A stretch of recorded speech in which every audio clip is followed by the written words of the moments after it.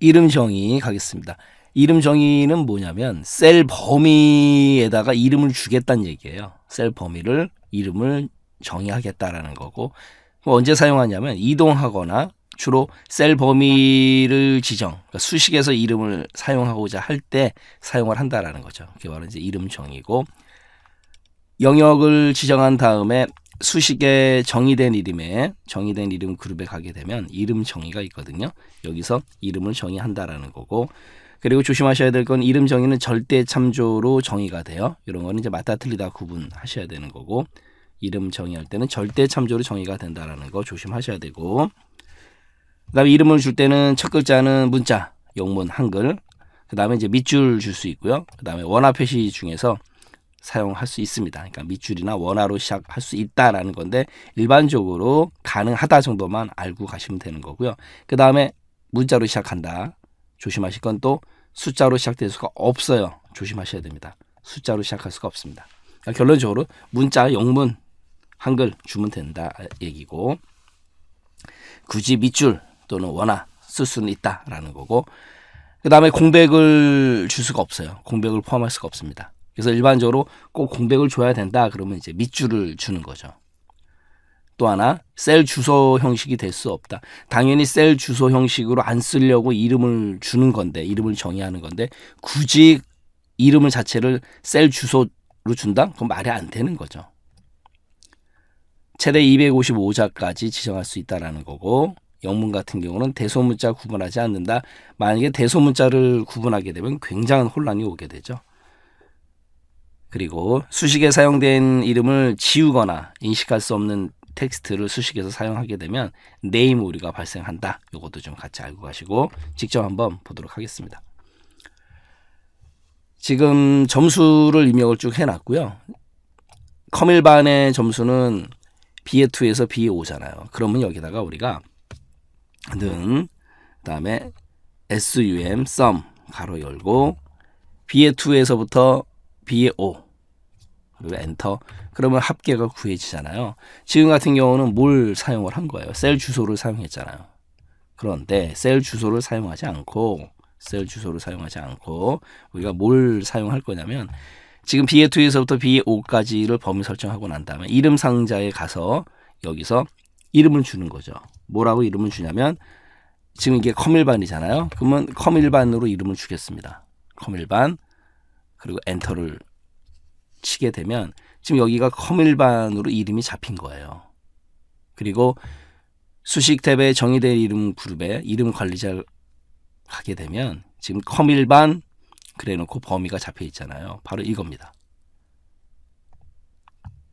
지금 여기 보면 컴일반이라는 이름으로 참조 범위 시트 1에 그다음에 느낌표 $B, $2에서부터 $B, $5 무슨 참조로 잡혔어요? 절대 참조로 잡혔다. 이것도 알아두셔야 되는 거고, 그러니까 이 범위가 지금 컴일반이라는 이름으로 작성이 된 거예요. 그럼 여기다가는 sum 가로 열고 그 다음에 컴일반, 방금 전에 우리가 이름 준 컴일반 이렇게 되면은 어떻게 돼요? 컴일반 이 범위의 합계가 구해진다.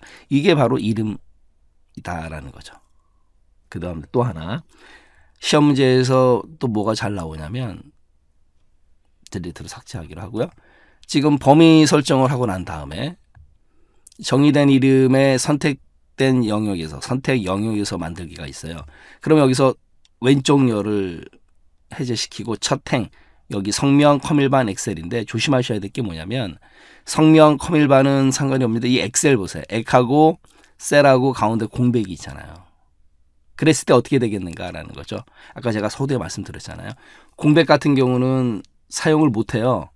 그런데 지금 선택 영역에서 이름 만들기 첫 행하고 확인을 누르게 되면, 그리고 이름 관리자 들어가겠습니다. 이게 이제 시험 문제 나온 적이 있었다라는 거죠. 지금 액 밑줄 셀 이렇게 잡혀요. 이것도 시험 문제 나옵니다. 그러니까 예를 들어서 지금 엑셀처럼 이렇게 공백이 있는 얘를 이름 정의를 하게 되면 어떻게 작성이 되는가? 이렇게요. 밑줄이 잡힙니다. 이것도 시험 문제 나온 적이 있어요. 이것도 조심하셔야 되겠죠. 이게 바로 이름이고, 그 다음에 이름 관리자 컨트롤 플러스 F3 바로가기 키, 이름 관리자에서 편집, 삭제가 다 가능해요. 이것도 알고 가셔야 되겠죠.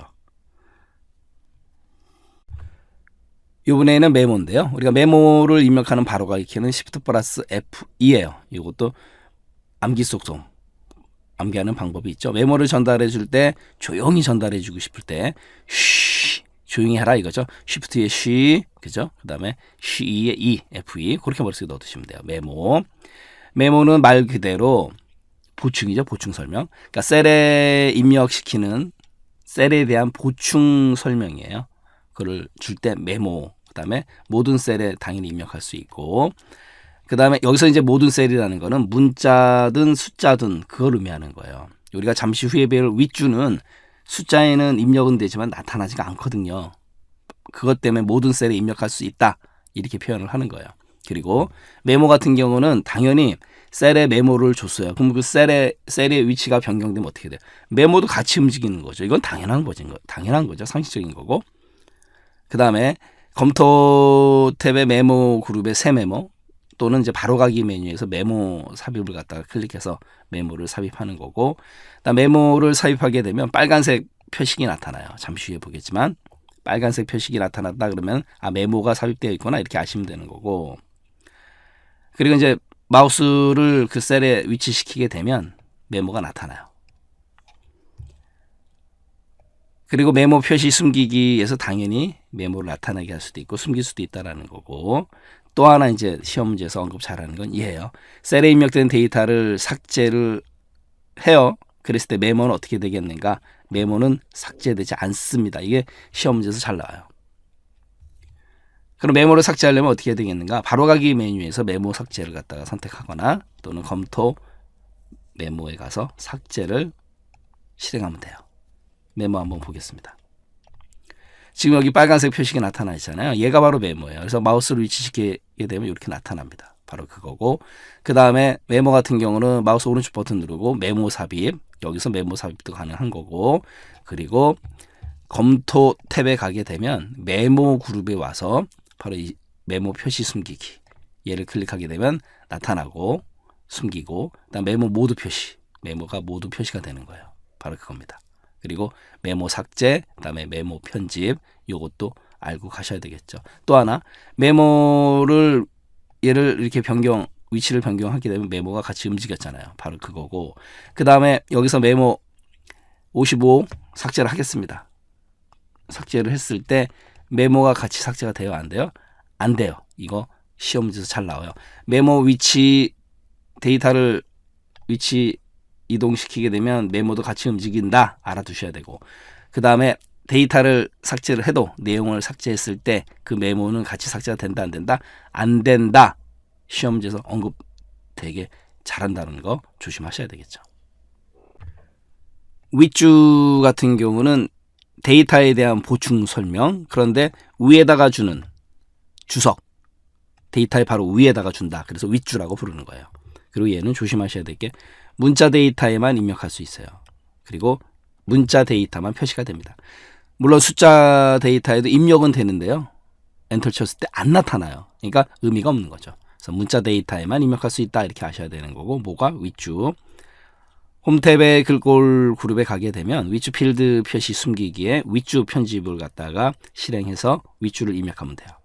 그리고 필드 표시 숨기기를 실행해서 표시한다라는 거죠. 말 그대로 표시 숨기기. 또 하나 조심하실 게 뭐냐면 윗줄가 삽입이 되면 그만큼 행의 높이도 조절이 돼요. 왜냐하면 윗줄가 들어갔으니까 당연히 행의 높이가 조절이 됩니다. 높아지는 거죠.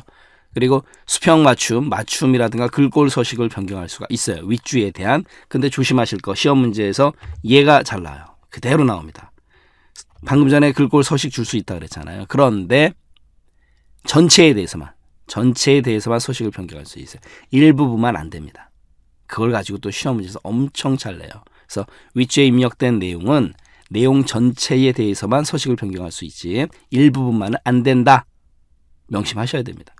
시험 문제에서 말장난 잘 쳐요. 그리고 또 하나, 우리가 이제 메모 배울 때 메모가 들어가 있는 데이터를 삭제했을 때 메모가 같이 삭제됐어요? 안 됐어요? 안 됐죠. 근데 윗줄은 같이 사라집니다. 셀의 데이터를 삭제하게 되면 윗줄도 함께 사라진다. 이거 조심하셔야 돼요. 윗줄 한번 보겠습니다. 지금 김선 학생이 100점 100점 맞았어요. 그러면 홈 탭에 글꼴 그룹에 윗줄 같은 경우는 글꼴 그룹에 있어요. 바로 이제 이 부분 윗줄 편집을 클릭을 해요. 그러면 여기다가 우리가 우등생이라고 입력을 하겠습니다. 우등생. 그리고 이제 엔터를 치게 되면 여기에 지금 윗줄가 들어가 있어요. 그런데 안 나타나잖아요. 윗줄 필드 표시 보세요. 높이도 변경이 되고 우등생이라고 윗줄가 들어갔죠. 바로 그겁니다. 그리고 또 하나 편집 들어가서 수정도 가능한 거고, 그 다음에 또 요번에는 설정에 들어와서 맞춤 왼쪽 가운데 균등 줄 수도 있고, 그 다음에 글꼴 중요한 건 뭐냐면 일부분만 안 된다. 요번엔 기울임꼴, 그 다음에 색을 갖다가 빨간색을 주겠습니다. 이런 식으로 확인, 이렇게 변경이 된다는 얘기예요. 일부분만 안 된다라는 거고, 그 다음에 지금 여기는 문자 김선이라는 학생의 윗줄을 줬잖아요. 텍스트니까. 근데 숫자에다가 한번 윗줄 편집을 하겠습니다. 여기다가 점수라고 입력을 했어요. 입력은 돼요. 입력은 되는데 입력만 되는 것뿐이지 엔터 쳤을 때 안 나타나요. 그러니까 의미가 없는 거죠. 숫자는. 그러니까 윗줄은 문자만 이렇게 알아두셔야 돼요. 매우 중요합니다. 그리고 또 하나 메모 같은 경우는 55라는 이 데이터를 삭제를 했을 때 메모는 같이 삭제가 안 됐어요. 하지만 지금 여기 김선이라는 학생을 삭제를 했을 때 윗줄가 어떻게 되는가? 같이 날아갑니다. 그게 시험지에서 엄청 잘 나온다. 명심하셔야 되겠죠. 마지막으로 하이퍼링크 같은 경우는요. 컨트롤 플러스 K가 바로 가기 키고, 하이퍼링크, 하이퍼라는 건 이렇게 건너뛴다라는 개념이고, 링크라는 거, LINK는 뭐예요? 연결이잖아요. 가겠습니다. 텍스트나 그래픽 개체에다가 차트나 다른 파일 또는 웹페이지를 연결하는 기능이죠. 연결, LINK, 링크. 연결 대상에는 이제 기존 파일, 웹페이지, 그다음에 현재 문서, 그다음에 새 문서 만들기, 그다음에 전자메일 주소 이런 것들이 있어요. 그래서 삽입 탭에 링크 그룹에 가게 되면 링크가 있거든요. 여기서 실행을 한다라는 거 한번 직접 한번 보도록 하겠습니다.